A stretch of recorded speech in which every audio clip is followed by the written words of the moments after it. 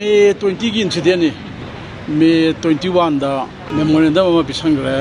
inquiry तौबियो ना same day निमित्तु दा inquiry की ऑर्डर थोए होय तारे इंक्वायरी की रिपोर्ट अमा गवर्नमेंट दा पिखत करे ये 3 मेंबर कमिटी दुना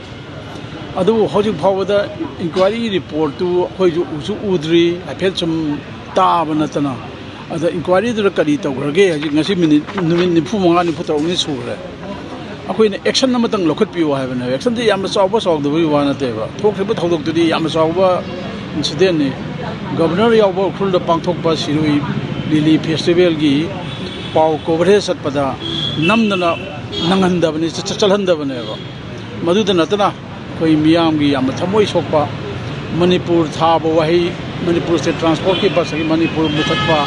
सिगुंबा याम चावबा इंसिडेंट नेबा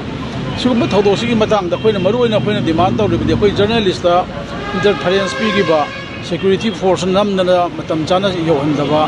योगो याददना कोइ उपायरा हलखिबा अदुगुंबदुगी एक्शन खितंग लौखटपियो हाइबनेबा अदु एक्शन लौखलो हाइबदि हजि फाव गवर्नमेंटसिना तादे हाइबदि यारोय ताई इंक्वायरी अमा चथरे अदुबो हजि फाव रिपोर्ट तु पुथोकांदा एक्शन अमतंग लौखटपा उदबसे मसिना कोइ पाउमिजिंगसि यामना पेंदबने अदुना कोइसि नांगोय तौरकपा खोंजंगदा कोइसि हैदारे इंक्वायरी की रिपोर्ट अमा तौखरबनिना खोंजंग यामना कन्ना तंजन खोंजंग बाउदी सस्पेंड तौरकानसिदा सम चथरगा लाकपनि मखोइगी पाउसेसिंग अदेगी ओनली मीडिया हाउसिंग सिदा स्लोगन अमा हापगा माइतरोगा खोंजंग जी संगसलगा मुबा बेस थलगा खोंजलगा लाकपनि अदु इखंग खंगदबदौना काइमता थौइदा उसुदबिदबा अदगी मीडिया से कहीं खंदबई मोंग तुमिन लेसनबसिदा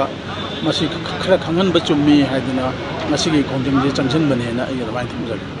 तो कोइना कर ममा पिगरगदे खोदेसु कई ममा रेस्पोंसिबिलिटी खंगब याबा यादबा हाइबे यादबा सुलेरम याय अदु याबा खरदुदे खोदेसु मदुबक्ति कोइदा खंगम थुई हाइबगी कजु तसिक बौकी अमत लेतबईने खोइना ngasi हजिक कोइ खाताना कोइ सीदी गसिगिने अदुम सिना तबम अदुम